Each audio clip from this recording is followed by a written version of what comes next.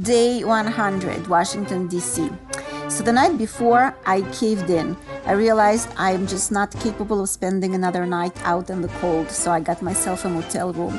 And I jacked up the air conditioning to 85 degrees and stood under boiling hot shower for like half an hour because my bones were cold.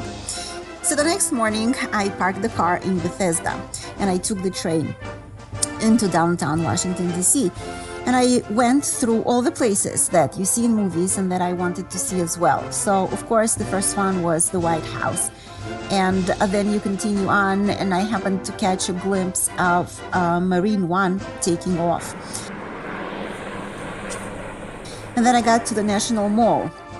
Unfortunately, the tickets to the Washington Memorial were snapped up like 2 minutes after they went on sale. Well, you don't actually buy them, you reserve them. So I couldn't do that, and I also couldn't see the rotunda in the National Archives where there is the copy of the Constitution and the Declaration of Independence.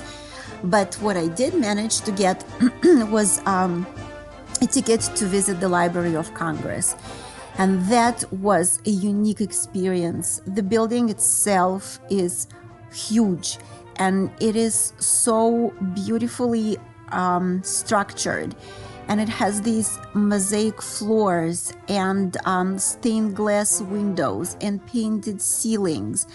And just to take a peek into the library hall itself, and it also had a whole bunch of great exhibits. One was Thomas Jefferson's library, and another one was an exhibit on Rosa Parks, and another one was an exhibit on South American native art. Whatever, it was a couple of hours very, very well spent. And then you realize how close everything is. You just walk down National Mall, and there is the Washington Memorial and Jefferson Memorial and Lincoln Memorial behind you. And then in front of you, you have the Smithsonian's and the National Archives.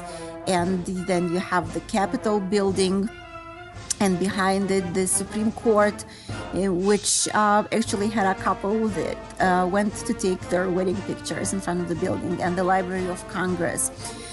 But what made me very sad was the fact that for many, many years, America used to take pride in the fact that its symbols of power were opened to the people. I mean, the Capitol was literally called the People's House. And I was only in Washington, D.C. once before, but I remember just driving down Pennsylvania Avenue right by the White House.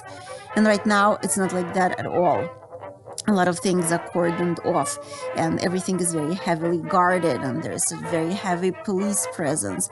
And I kind of understand the need for it, but I think it's just a very sad testament to the state of things in the country, and a testament to how divided it is and how many enemies it has from within and from without. And I hope it gets better, because seeing it like it was pretty unsettling. And then walking back along the mall from the Library of Congress towards the Lincoln Memorial, you pass this cool sculpture garden, and again, that's modern art for you. Some things are just completely indecipherable and incomprehensible, and some things are outright nice. And then you get to the World War II Memorial, and wow, just the thought of the tremendous amount of lives that were lost on all sides, and on American side, I mean, that's what the memorial is for.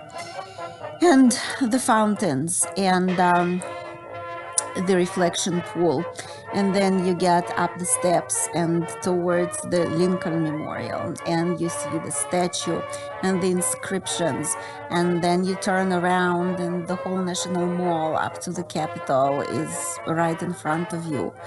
And going back, you pass the Vietnam War Memorial. I mean, it's just memorial after memorial after memorial, so it puts you in a very somber mood.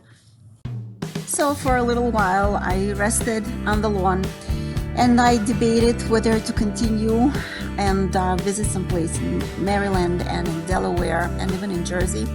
But the cold snap was projected to continue for another couple of days. And then I just gave up. I realized that I'm tired, and I actually fulfilled and accomplished way more than I could even hope for in the beginning. And it was time to wrap up.